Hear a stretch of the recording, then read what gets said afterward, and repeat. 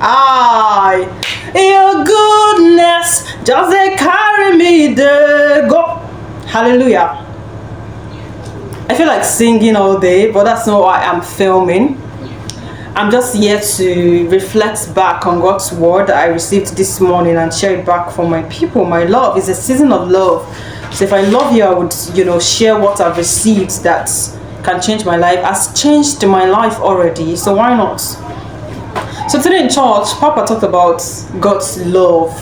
He talks about it. He said God loves you. I wrote it in my journal, God loves me. Yeah, because he spoke directly to me. And he talked about things that God's love can do for us. And yeah, I have God's love heals the brokenhearted. And God's love restores hope. And God's love eliminates fear, the fear of the future. God's love delivers us from poverty. And God's love can bring a new beginning. So I'll start from the first one. God's love heals the brokenhearted. A lot of people are heartbroken. This is a season of love, and some people are heartbroken, I can imagine. But not exactly from, okay, my boyfriend broke my heart or something like that. But a lot of people have grief. They have broken hearts. They have broken hearts, rather. They are broken hearted. Not because, but just because life has dealt them a blow. A lot of people have lost loved ones. A lot of people have, been through so much in life. They have broken hearts. And God's love can heal your broken hearts. It can give you a new heart, a beautiful heart. Of course, it can. And it heals the broken hearted. It binds. It can heal your wounds. And it can heal without scars. Hallelujah. And God's love restores hope. Christ in me, the hope of glory. And that's the love of God. As long as we have Christ, we have hope. We have hope that, of course, my beginning is small, but my latter end shall greatly increase. 1,000 shall fall by my side, but 10,000 by my right side, and it shall not come nigh me. That's God's love. We have hope. We have hope. We know that Gentiles shall come to our light, and they are kings to the brightness of our rising. This is a new beginning for us. We have hope. We have hope because Christ is in us. Hallelujah. And God's love eliminates the fear of the future. But people are afraid. How is my tomorrow going to be like? Am I going to be 20 years from now, 10 years from now, when I'm going to have children, when I'm going to, be in my 70s? How am I going to live my life? God's love eliminates fear. The path of the just is as a shining light that shines brighter and brighter unto the perfect day. That's a proof of God's love. That's a result of God's love. And there's no fear in perfect love. God has not given us a spirit of fear, but of power and of love and of a sound mind. All these things are available in God's love for us. Hallelujah. And God's love delivers us from poverty. One of the things that Christ died for is for riches. He said the lamb was slain that we might receive honor, riches, glory, not just power, not just anointing, not just that you lay your hands on the sick and they are healed, but riches.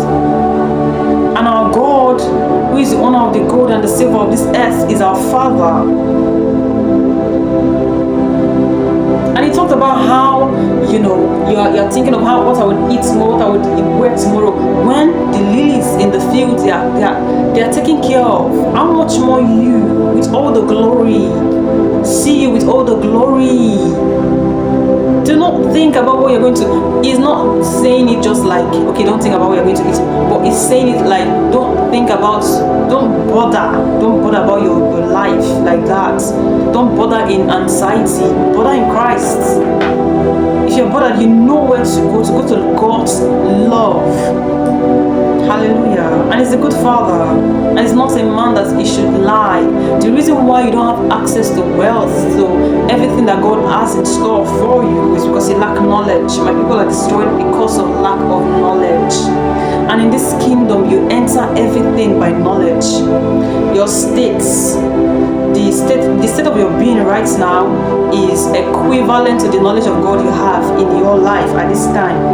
And when you increase the knowledge, when you begin to know that yes, God loves me so I can't be poor. God loves me so I cannot be small. He said he has glorified purified us and we cannot be small. He has multiplied us and we are not few. If that scripture becomes spirit and life in your life, you're going to start having proofs and results, substance, evidence. You don't have to talk too much. Hallelujah. And the last thing that was spoken to about God's love can do for us is that God's love can bring a new beginning. Remember the word of God speaking. Remember not the former things of old. I think it's something like that. It says, for I do a new thing. Do you not see it? Do you not perceive it? I perceive a new beginning. I perceive a new beginning. A life full of glory. A life full of honor. A life full of beauty. For God has given us beauty in the place of ashes, and the beauty of God is upon us. That's what God wants for us. He says He derives pleasure in the prosperity of His children. You know, when somebody does something for you and you say thank you, and the person says you're welcome. Do you know what God says? God says my pleasure. I learned that from City Kings. He says my pleasure. The pleasure is mine because He has made us kings and priests. God loves when you have that knowledge and begin to live in it and have proof and results that you're a king.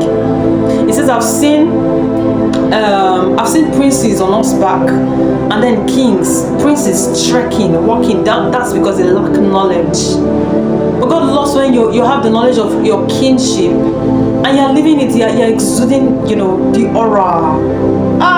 You're exuding majesty. I'm just praying today that everything that God has bestowed in us, everything that God has embedded in us, will not be a waste. And I'm praying that what Christ died for us will not be a waste, because Christ has done so much. So this week and beyond, live with the knowledge of God's love for you. Carry yourself with dignity.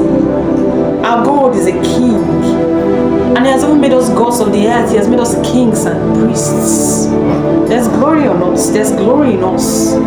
Perceive glory. Smell glory. Speak glory. Hallelujah. I love you guys. Have a blessed week.